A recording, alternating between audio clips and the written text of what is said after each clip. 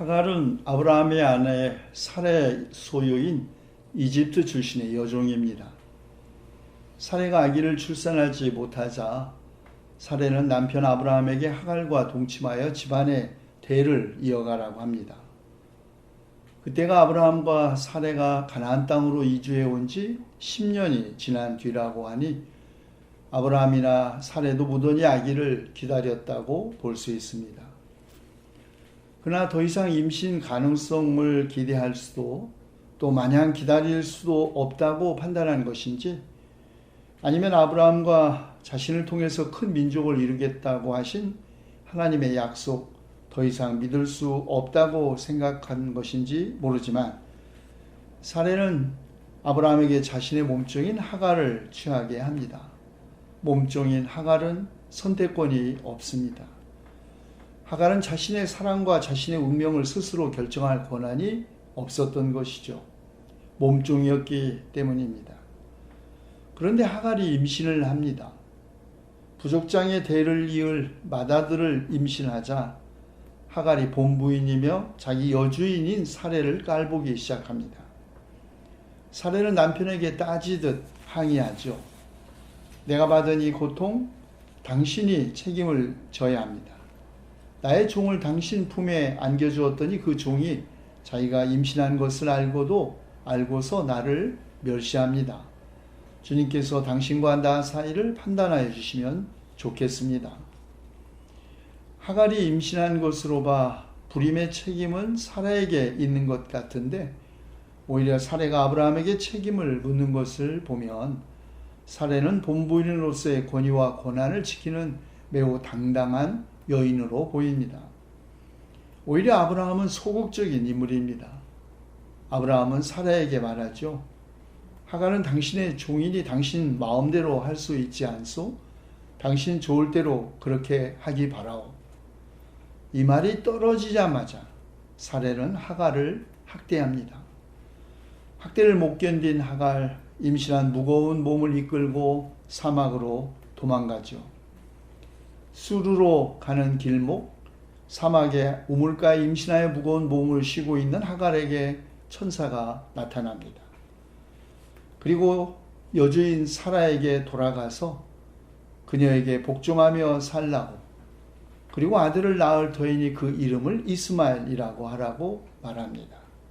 이스마엘, 하나님께서 들으심이라는 뜻입니다. 하나님은 이집트 몸종 하갈이 고통 가운데서 부르짖는 소리를 들으신 것이죠. 이스라엘의 하나님은 고통받는 이들의 부르짖음을 들으시는 하나님이십니다. 그리고 이집트 여인 하갈은 처음으로 자기에게 말씀하신 하나님을 엘로이, 곧 보시는 하나님이라고 이름지어 불렀습니다. 보시는 하나님, 이방인 여종이 붙인 하나님의 이름입니다. 하갈이 처음으로 하나님을 만난 곳 가데스와 베렛 사이에 있는 셈의 이름도 그래서 부엘라 헤로이, 나를 보시는 살아계시는 분의 우물이라이 된 것이죠. 하나님은 우리를 보시고 계시는가? 아니, 하나님은 우리를 보시는 분이신가?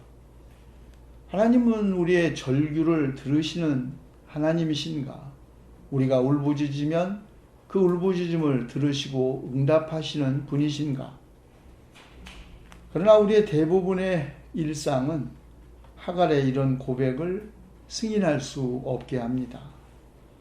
우리는 우리를 보고 계시는 하나님보다 우리를 보지 않고 계시는 하나님, 우리에게 관심을 기울이시기보다는 무관심한 하나님, 우리의 울부짖음에 귀를 기울이지 않고 계신 하나님을 더 많이 경험하기 때문입니다.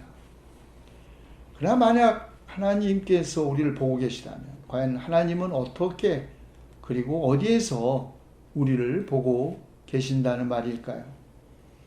말틴 루터는 이 말씀을 분명히 나는 나를 뒤에서 보신 분을 여기에서 보았습니다, 이렇게 번역했습니다. 이 말을 직역하면 내가 여기서 뒤에서 나를 보시는 분을 보았단 말인가, 또는 나는 나를 뒤에서 살피시는 그분을 보았다라는 것입니다. 마틴 루터는 보았다라는 단어를 아주 의도적으로 두 단어로 나누어 쓰고 있습니다.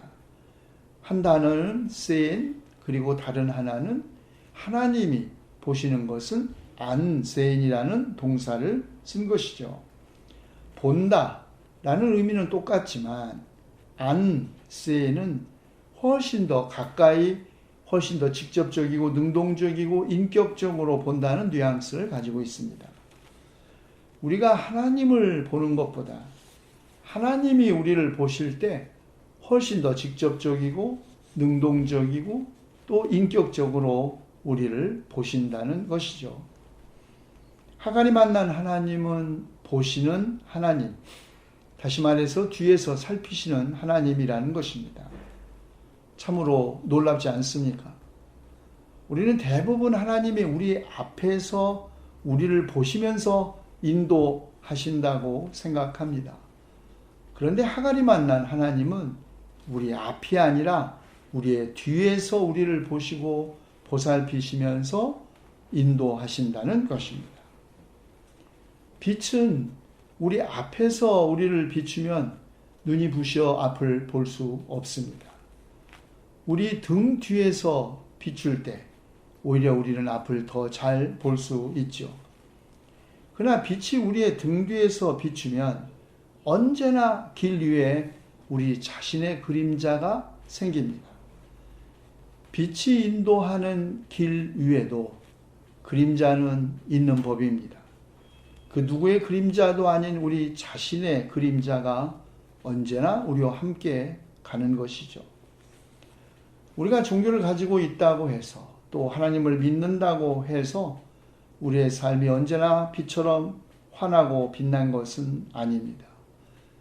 빛이 있는 곳에 어둠도 있는 법이죠. 아니, 빛이 있어야 그림자도 있는 것입니다. 믿음이 언제나 밝고 행복한 삶을 보장하는 것은 아닙니다.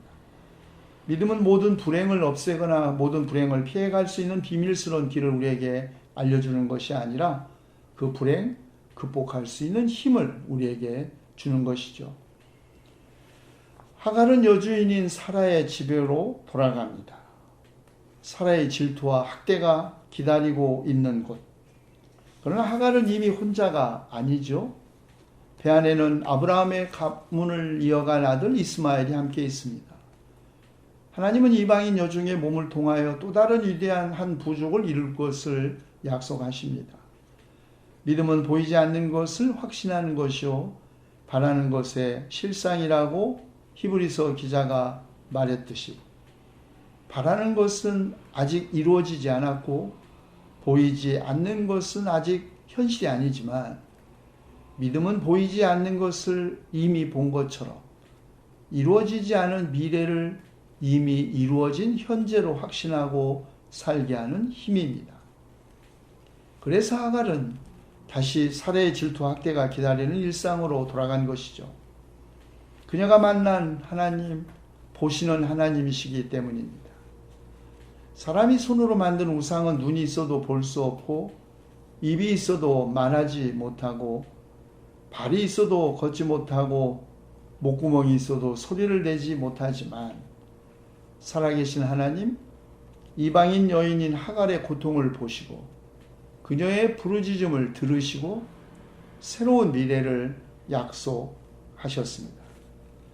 그 후에도 하나님은 자기 백성이 이집트에서 고통받는 것을 똑똑히 보았고 억압 때문에 괴로워서 부르짖는 소리를 들으셨고 그의 종 모세를 보내 자기 백성을 이집트에서 해방시키셨죠. 고통받는 우리를 뒤에서 보시는 하나님, 우리의 작은 신음소리도 들으시는 하나님은 우리가 그분을 보지 못할 때에도, 아니 우리를 보고 계시지 않는 것 같다고 생각할 때에도 그분은 언제나 우리를 보고 계십니다. 우리 뒤에서 보고 계시기 때문에 앞에 보이지 않을 따름이죠. 기도합시다. 우리 눈에 아무 증거 보이지 않을 때에도 우리 앞에 주님 계시지 않다고 생각될 때에도 주님은 언제나 우리 뒤에서 우리를 살피시고 계셨습니다. 그러니 우리가 어떤 어둠 속을 헤맨다 할지라도 두려움 없이 세상을 살아가게 하시옵소서.